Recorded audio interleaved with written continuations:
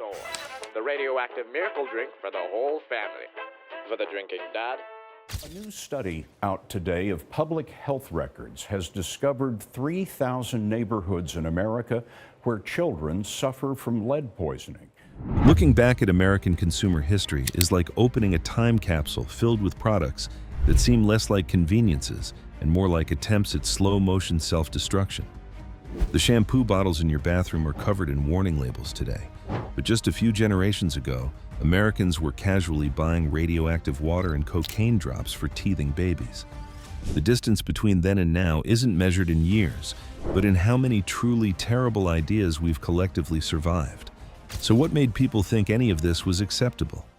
Today, nearly 40 years after DDT was banned in the U.S., we continue to live with its long-lasting effects.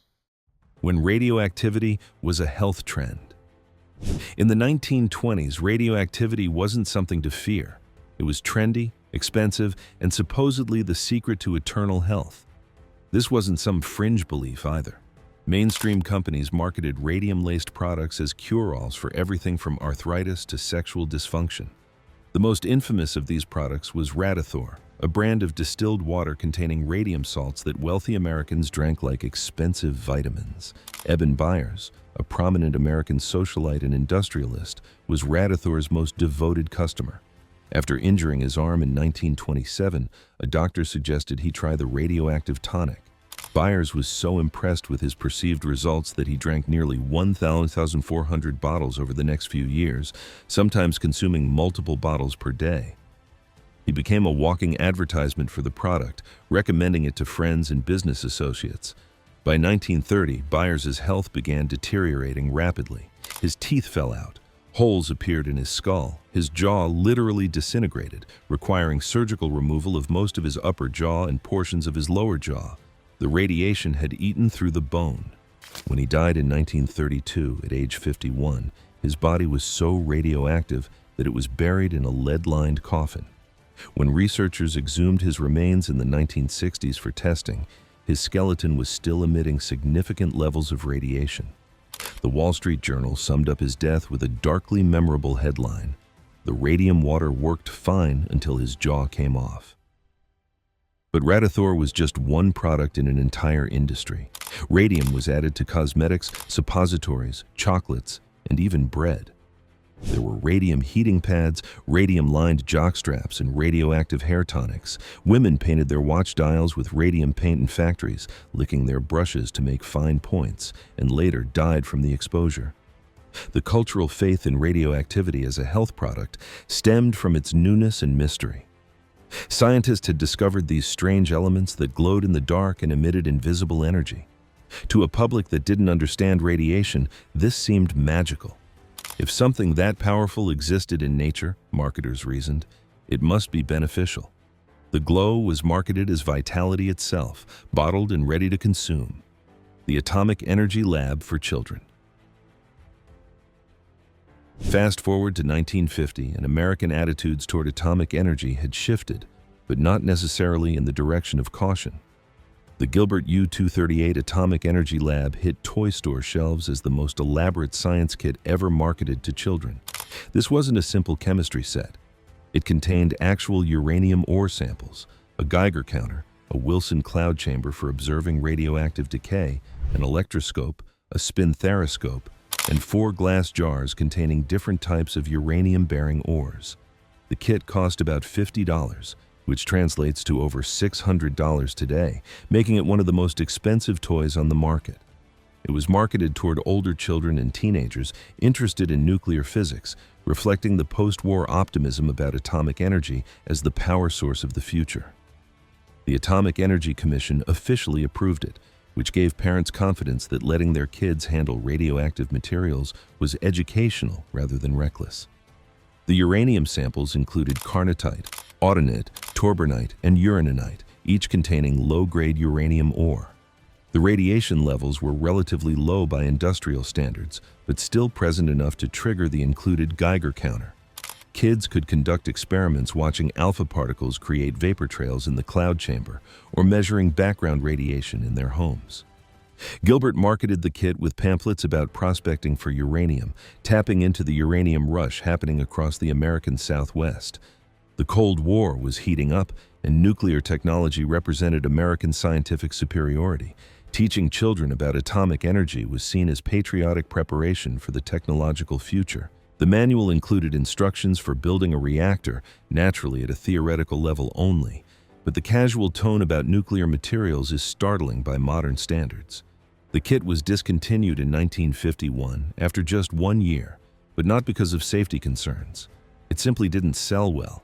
The price point was too high, and the complexity intimidated parents who didn't understand the science. Only about 5,000 units were ever sold.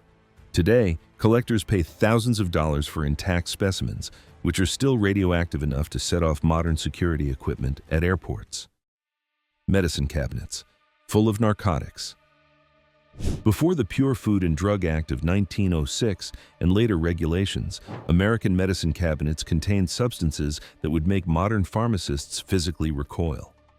Cocaine was a common ingredient in toothache remedies, marketed specifically for children.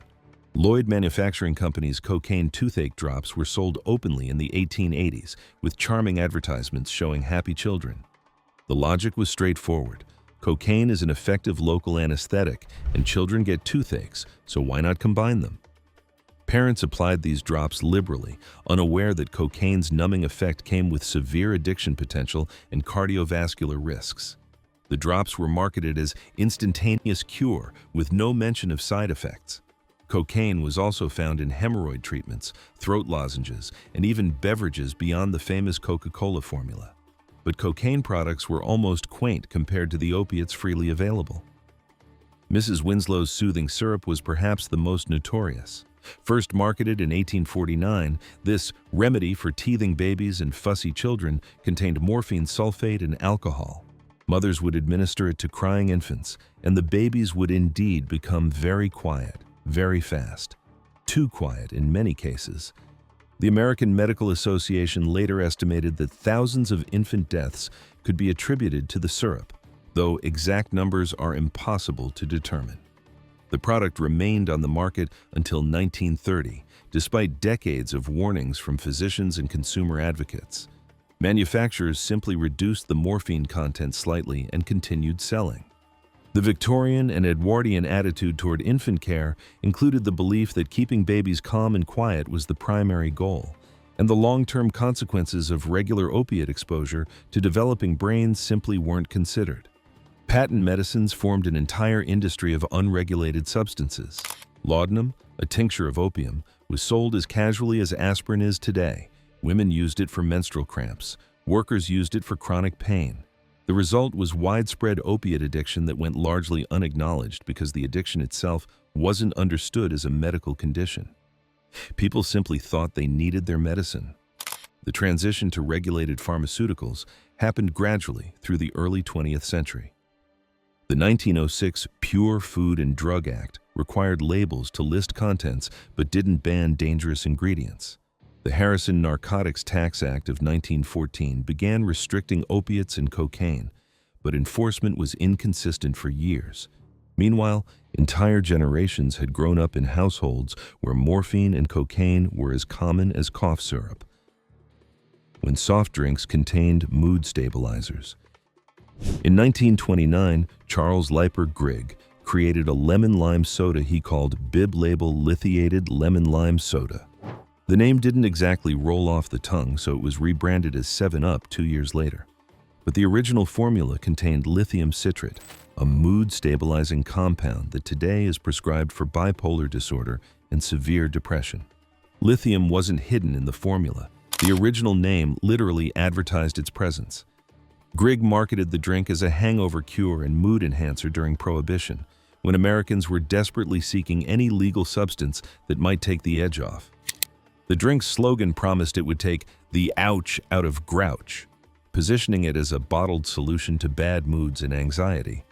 The lithium content was relatively small compared to therapeutic doses used in psychiatry, but Americans were consuming it regularly in what they thought was just a refreshing soft drink. Lithium does have genuine psychoactive effects, even at lower doses.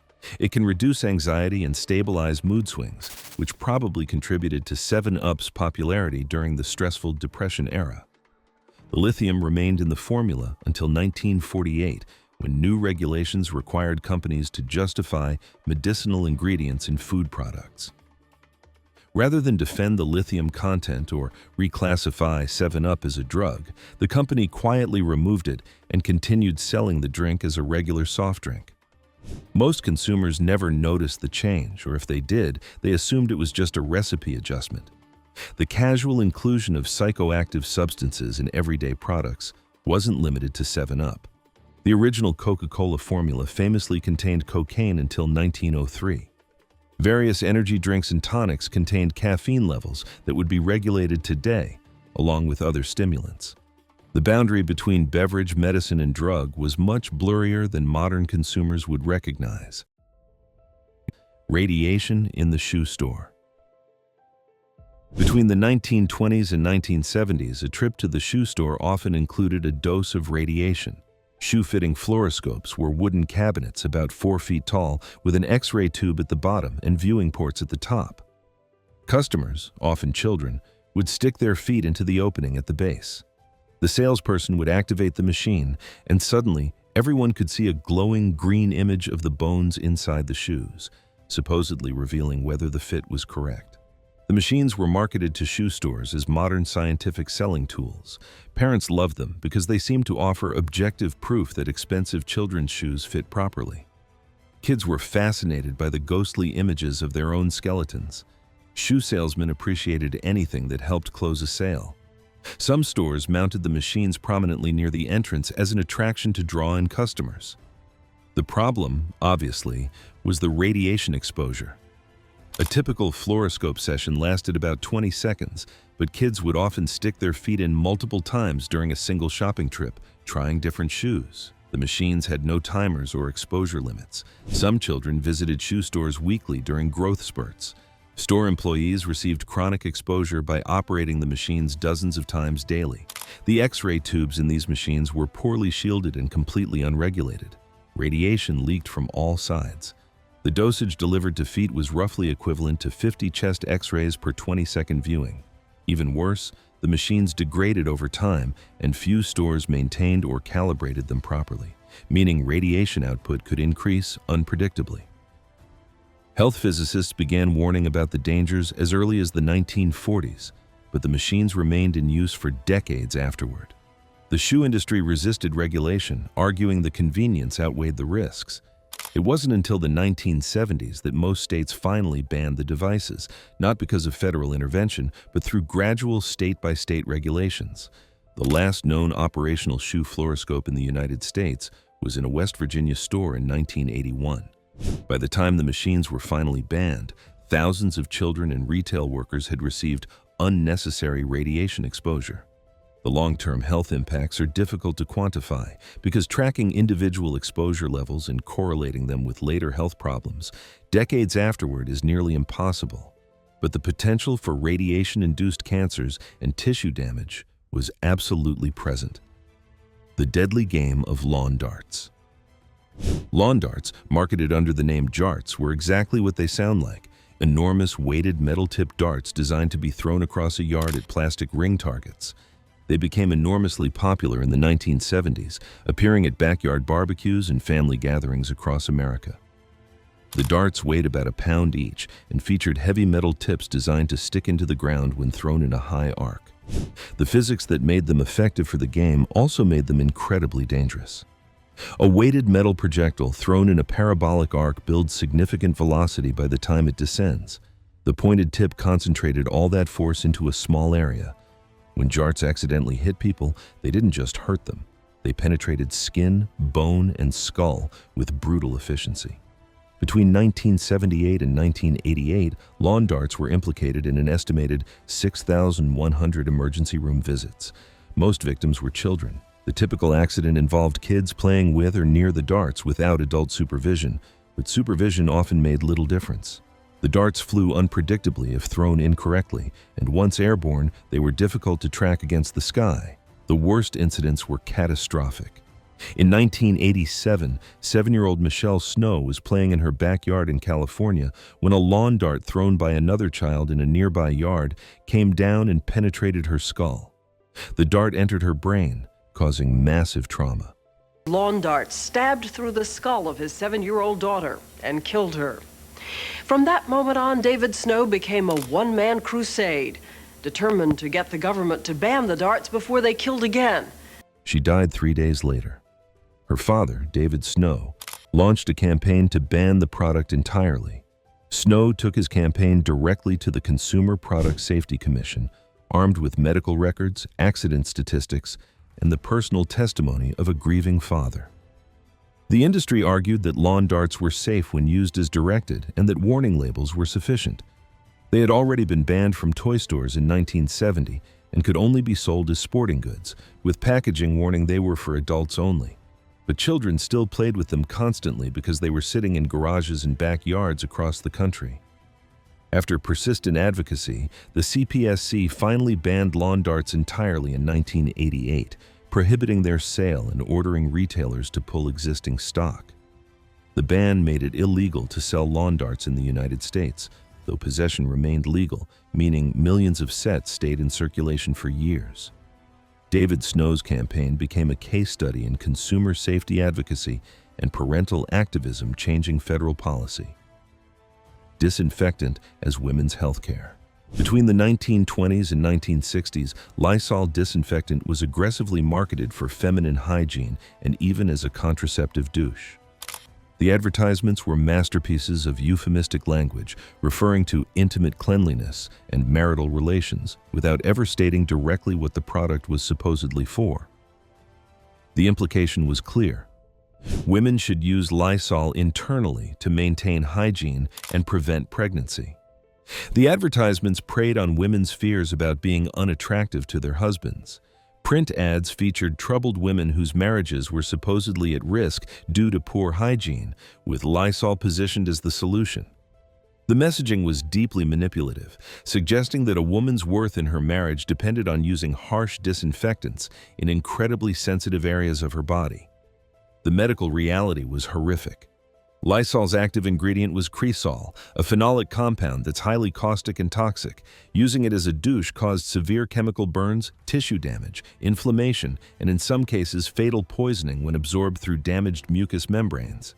Women suffered permanent scarring and damage to reproductive tissues. The product was completely ineffective as a contraceptive, meaning women endured this harm for no actual benefit. Doctors spoke out against the practice, but the advertising was so pervasive and the taboo around discussing women's health so strong that many women continued using it. The company never explicitly called it a contraceptive, which helped them avoid certain regulations, but the implied promise in advertising was unmistakable. The practice gradually declined in the 1960s as both medical knowledge spread and as actual safe contraceptives became legally available.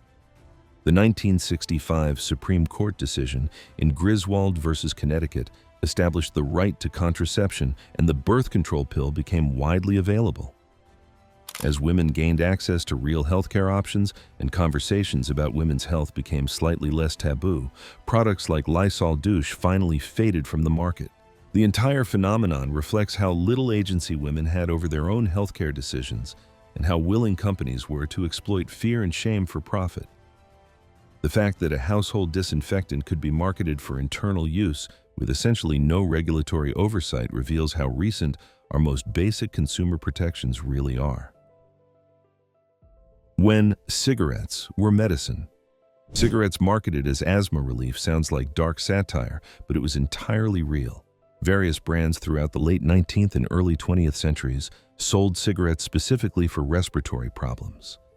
These weren't regular cigarettes rebranded.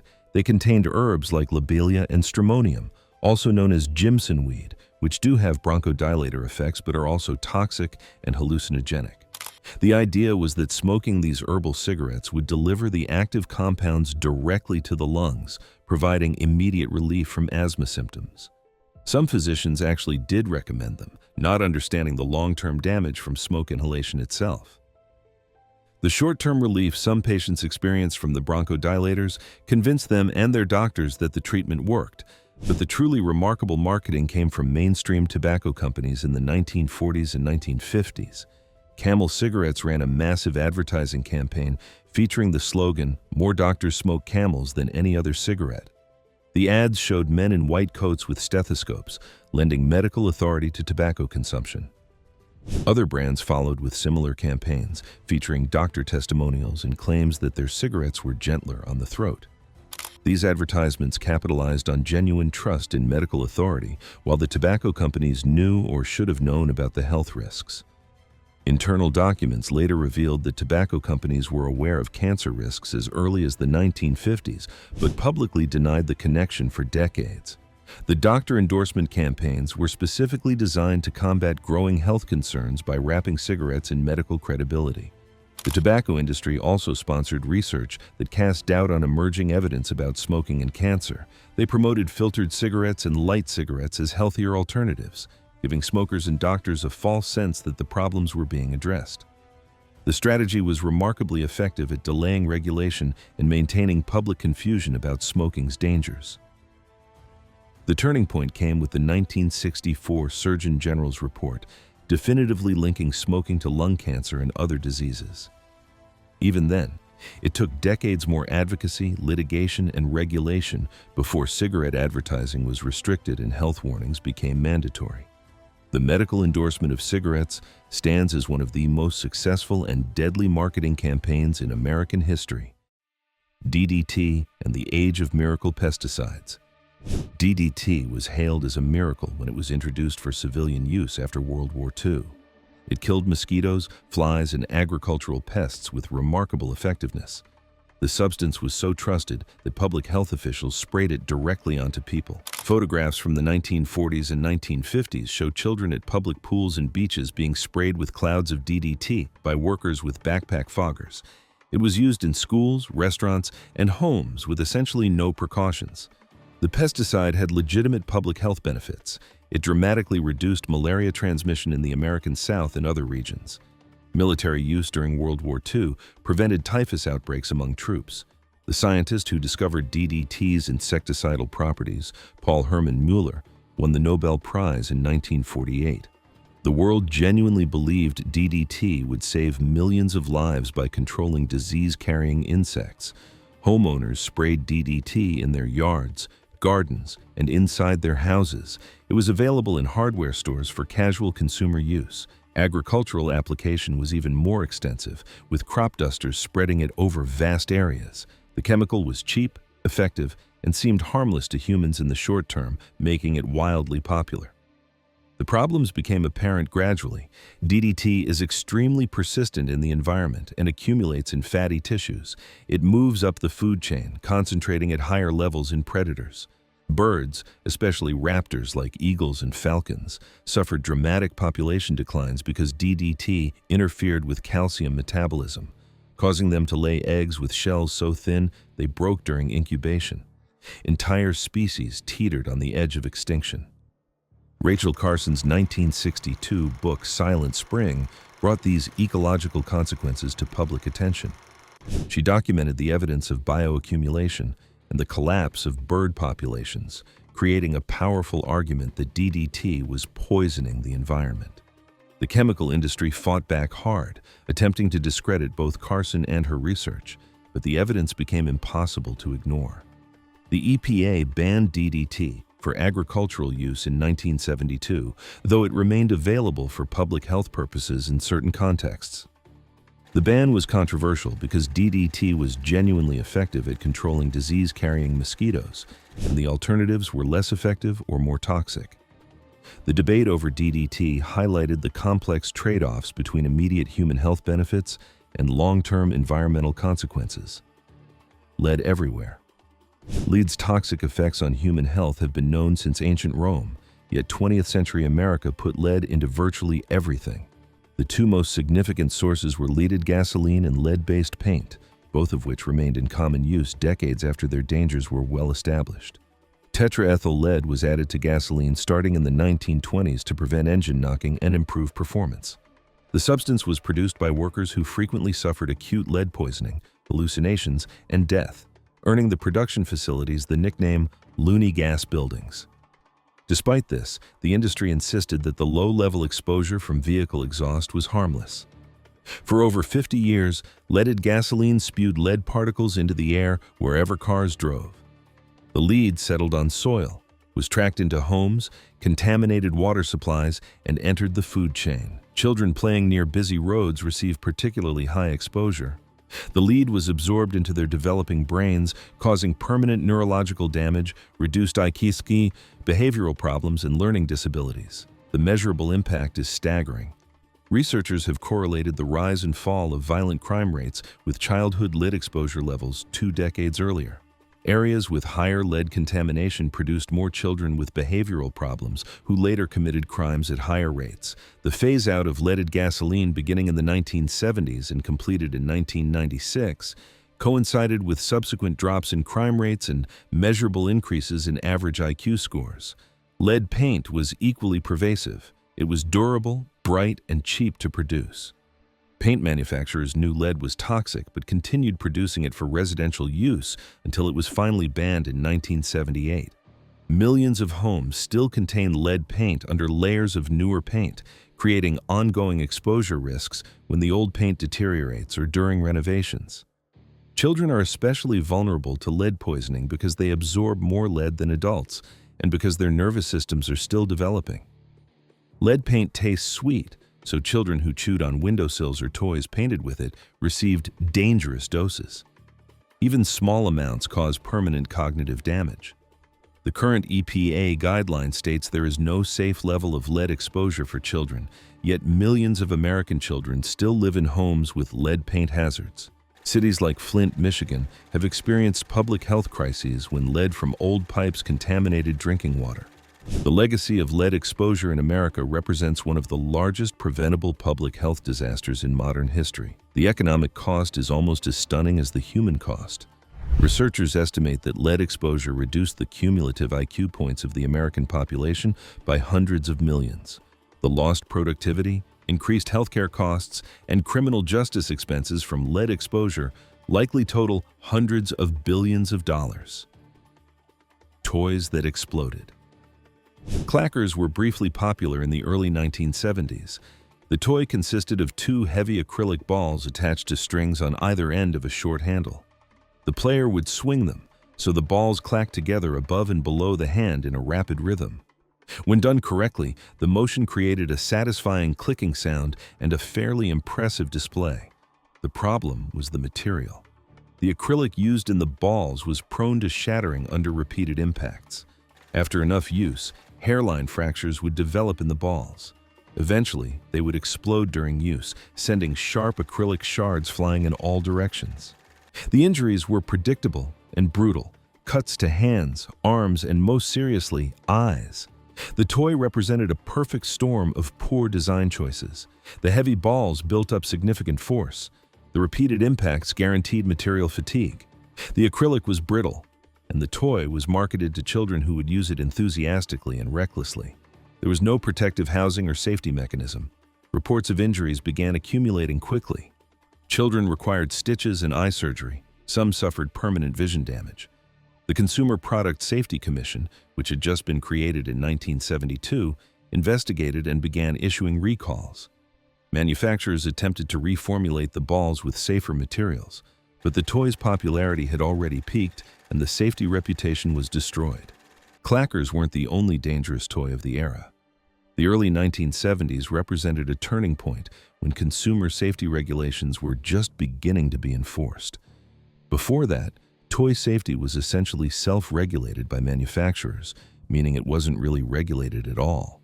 Sharp edges, small parts that created choking hazards, toxic materials, and poor construction were common. The toy industry resisted safety regulations, arguing they were unnecessary and expensive.